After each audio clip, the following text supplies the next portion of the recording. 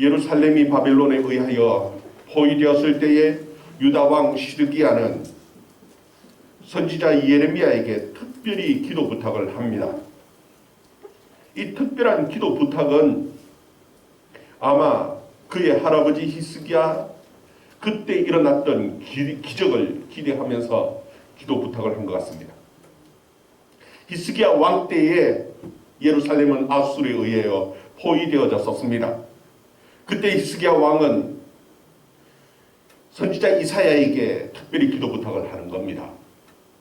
하나님께서는 이사야를 통해서 히스기야에게 말씀으로 위로하시고 하룻밤 사이에 아수르 군대 18만 5천 명이 몰살당하고 그 유다 백성들을 구원하시는 하나님의 놀라운 기적을 하나님께서 보여주셨습니다. 아마 이 시드기야도 지금 예레미야에게 기도의 부탁을 하는 것은 그와 같은 하나님의 역사를 기대하는 그 마음을 가지고 지금 기도 부탁을 하는 것입니다. 우리 3절 말씀 같이 한번 읽어봅시다. 3절 말씀 같이 읽습니다. 시작. 시드기야 왕이 셀레마의 아들 여후갈과 마하세야의 아들 제사장 스바냐를 선지자 예레미야에게 보내 청하되 너는 우리를 위하여 우리 하나님 여호와께 기도하라 하였으니. 아멘. 우리가 알아야 할 것은 시드기야도 그렇고 그의 신하들도 그 백성들도 예레미야를 좋아하지 않습니다. 특히 예레미야가 전하는 그 하나님의 말씀을 좋아하지 않습니다. 그런데도 불구하고 지금 예레미야에게 기도 부탁을 하는 것입니다. 여러분, 좋아하는 것이랑 옳고 그것이 진리인 것은 다른 것입니다. 이 시기야 왕도 그렇고 그의 신하들도 그렇고 지금 이 예레미야의 그 설교를 좋아하고 받아들이려고 하지 않습니다. 그 이유는 자기가 기대하는 것이랑 자기의 욕심, 욕망이랑 맞지 않는 겁니다. 예레미야가 전하는 그 하나님의 말씀은 자기의 기대에 맞지 않기 때문에 좋아하지 않습니다. 그럼에도 불구하고 그들은 알고 있습니다. 그것이 정말 하나님의 진리의 말씀이고 그 이스라엘 백성들을 구원하는 하나님의 능력의 말씀인 것을 아는 겁니다. 그 아는 것, 진리라는 것을 아는 것이랑 그리고 그 하나님의 말씀을 좋아하는 것이랑은 분명히 다르다는 거예요. 여러분, 이것이 선지자에게 있어서 중요합니다. 하나님의 말씀이 듣기 싫던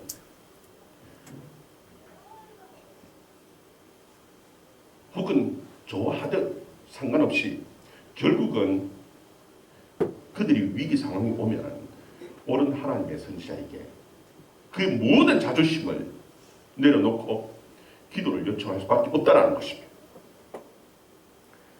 하나님의 말씀이 옳으냐 좋아하는 것이냐는 분명히 다릅니다.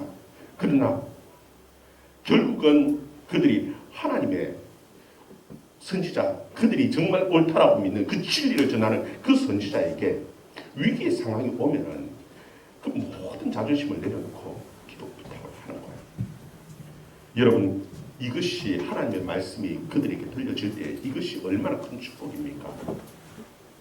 그들의 삶을 바꾸고 기적을 만들어내는 놀라운 기회가 되어지는 겁니다. 여러분, 유다가 이 모든 어려움을 당하는 것은 하나님이 능력이 없어서 그런 것이 아닙니다.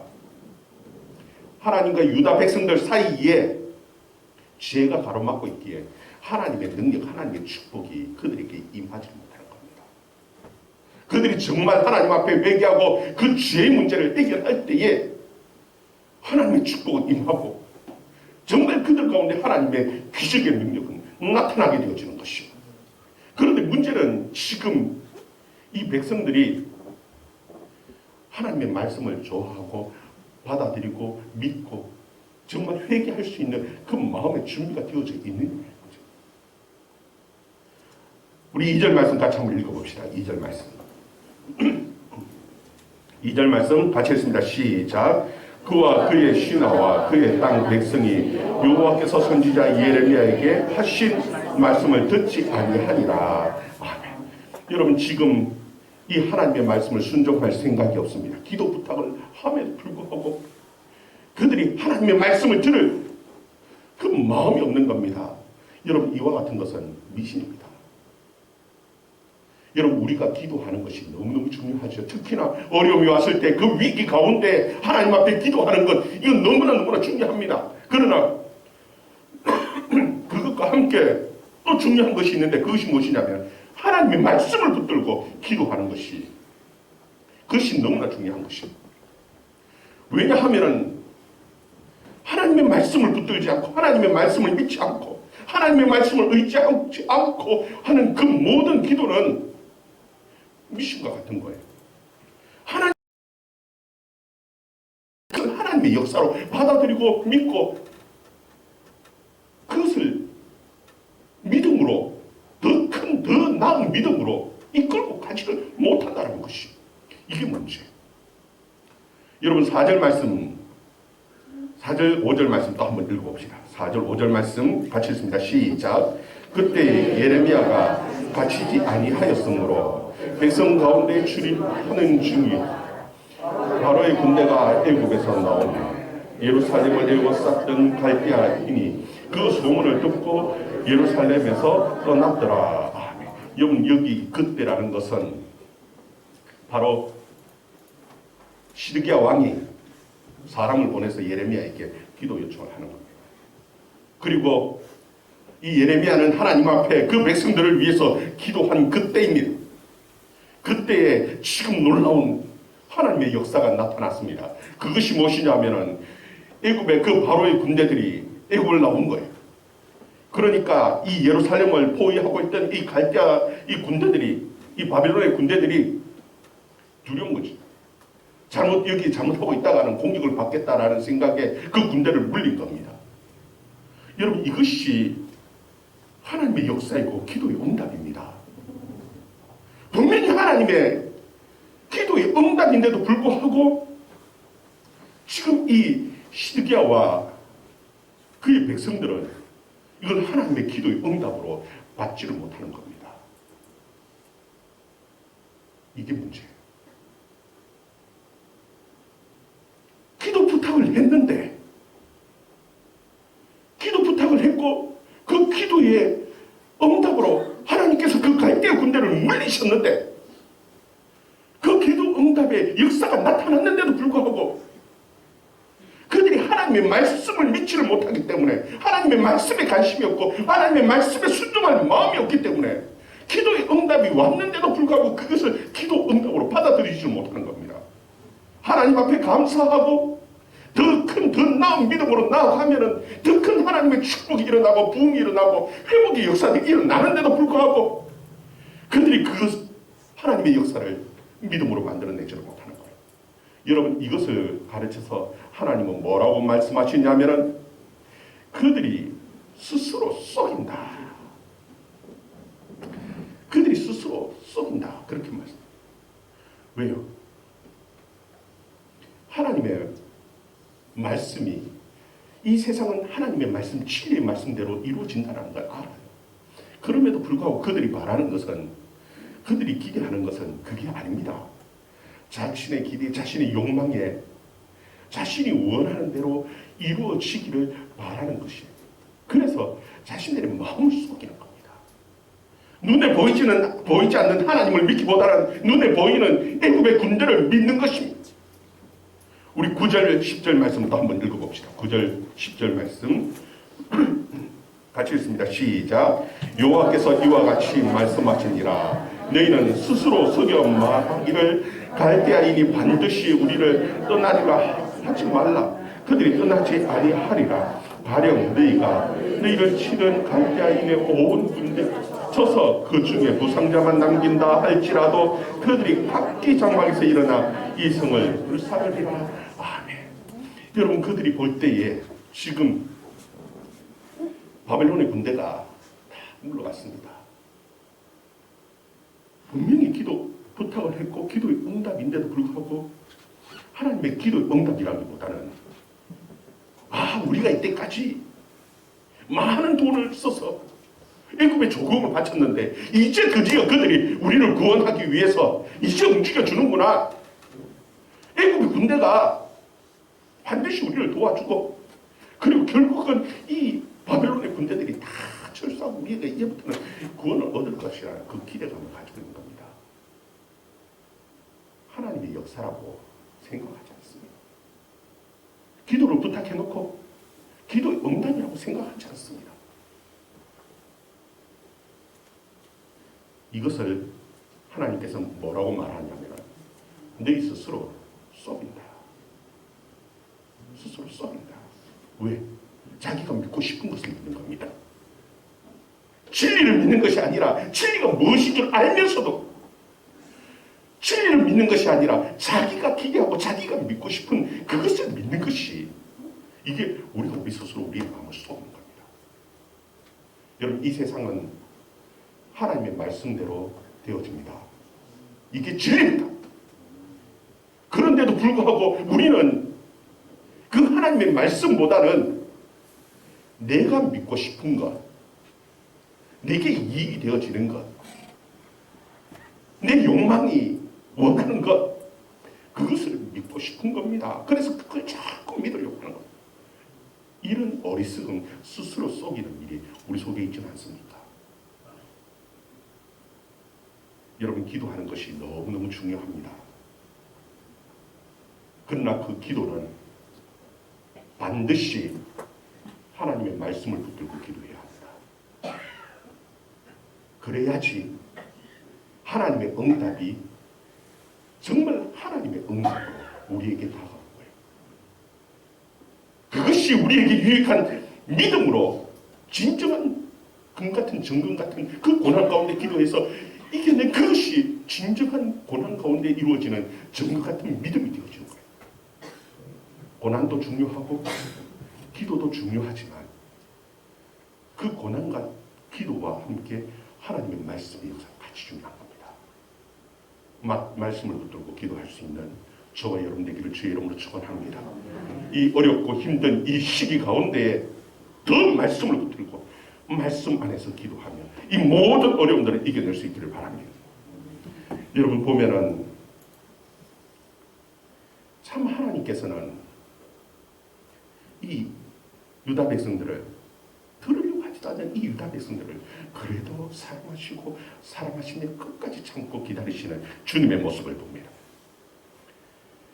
12절 13절 제가 읽어볼게요. 12절 13절 예레미야가 베냐민 땅에서 백성 가운데 분깃을 받으려고 예루살렘을 떠나 그리로 가려 하여 베냐민 문에 이른즉 하나냐의 손자요 셀레마의 아들인 아리아라 이름하는 문지기의 우두머리가 선지자 예레미야를 붙잡아 이르되 내가 갈대아인에게 항복하려 하는도다.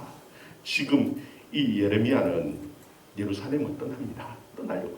아니지, 떠났습니다. 베냐민 땅으로 떠나버렸습니다.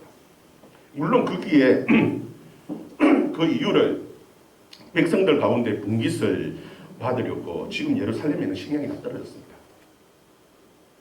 그나마 먹을 것은 베냐민 땅에 먹을 것이 좀 남아있었던 것 같습니다. 먹을 것을 구하러 지금 예루살렘에 있을 이유가 없지요. 베냐민 땅으로 갔어요. 그런데 하나님께서는 오해를 사게 만드는 겁니다.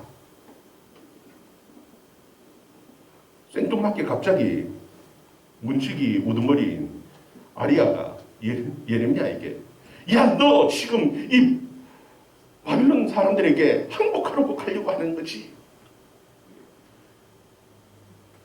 전혀 아니라고 하는데도 불구하고 이 예레미야를 붙잡았어요. 그리고는 다시 끌고 와서 그 웅덩이에다가 감옥으로 사용하는 그 집에 그것도 그냥 감옥 뜰에 두는 것도 아니고 웅덩이에다가 깊이 집어넣어 뚜껑을 닫아버렸어요. 참 답답하죠. 왜 하나님께서 선지자에게 이런 고난을 줍니까? 왜 선지자를 예루살렘을 떠나는 선지자를 또 잡아서 도로 예루살렘으로 끌어다 놔버렸습니다. 그 뒤에 보면은 그 이유가 나와요. 우리 16, 17절 말씀, 16, 17절 말씀 같이 읽어봅니다. 시작. 예레미야가 뚜껑신 웅덩이에 들어간 지 여러 날 만에 시드기야 왕이 사람을 보내어 그를 이끌어내고 왕궁에서 그에게 비밀이 물어 이르되 여호와께로부터 받은 말씀이 있느냐? 예레미야가 대답하되 있나이다. 또 이르되 왕이 바벨론 왕의 손에 넘겨지리이다. 아멘. 하나님께서는 시드기야 왕이 하나님의 말씀을 찾고 그리고 그 말씀을 들려줄 이 선지자를 예비한 겁니다.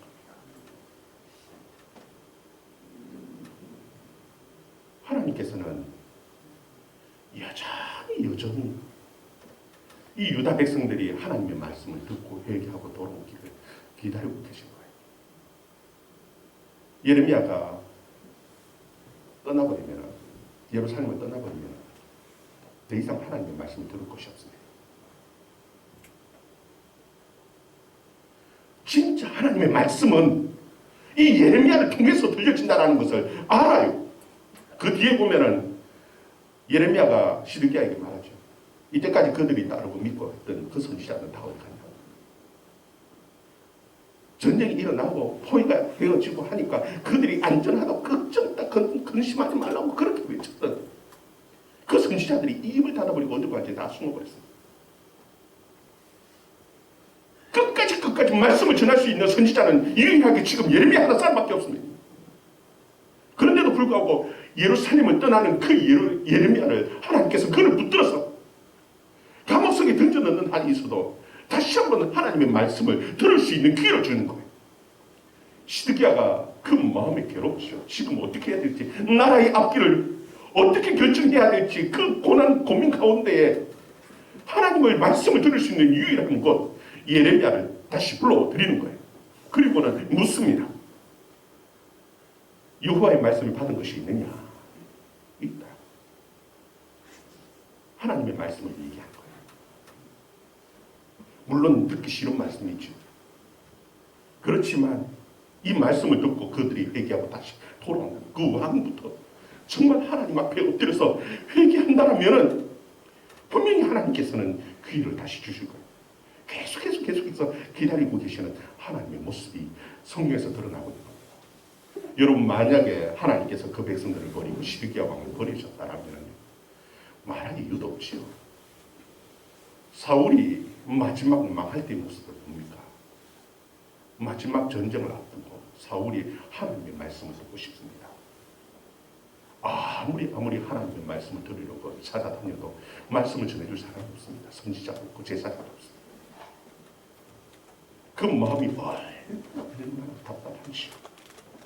그래서 결국은 그가 찾아가는 것이 무엇이냐면 그가 쫓아버렸던 그 무당을 찾아가고 점쟁이를 찾아가서 그 점쟁이에게서 하나님의 말씀을 듣겠다고 지금 사무엘을 불러내려고 하는 그것이 사울의 마지막 모습입니다. 여러분, 만약에 하나님께서 그 시드기야를 버렸고 그 유다 백성들을 버렸다면 예레미야를 다시 불러서 예루살렘에 다시 감옥에 가두는 한이 있어도 다시 불러들이지 않았을 겁니다. 여러분, 지금 우리에게 하나님의 말씀이 들려진다는 것이 이게 얼마나 큰 축복이죠. 하나님께서 지금도 여전히 우리를 사랑하고 계시고 우리에게 기회를 주시는 것이에요. 그 하나님의 말씀을 듣고 하나님 앞에 엎드리면 하나님께서 분명히 우리를 회복시켜 주시는 그 하나님의 축복의 역사, 그 사랑의 역사가 분명히 일어납니다. 그런데 문제는 무엇이냐 하면은 우리가 그 하나님의 말씀을 받을 수 있는 그 마음의 준비가 되어져 있냐는 거예요. 그 하나님의 말씀에 순종할 수 있는 그 마음의 준비가 되어져 있냐는 것이 이게 너무나 중요한 것이에요. 시드기야 왕은 예레미야를 통해서 하나님의 음성을, 하나님의 말씀을 들었습니다. 사실 이게 죽이는 말씀 같은데 실상은 살리는 말씀입니다.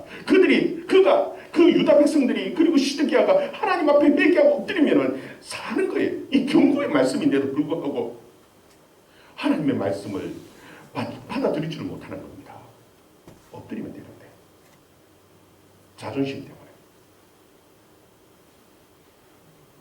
결국은 고민하고 어정어정 시간은 그냥 지나가 버렸습니다. 회개해야 할 그 시간에 엎드려야 할 그 시간은 그냥 지나가 버렸습니다.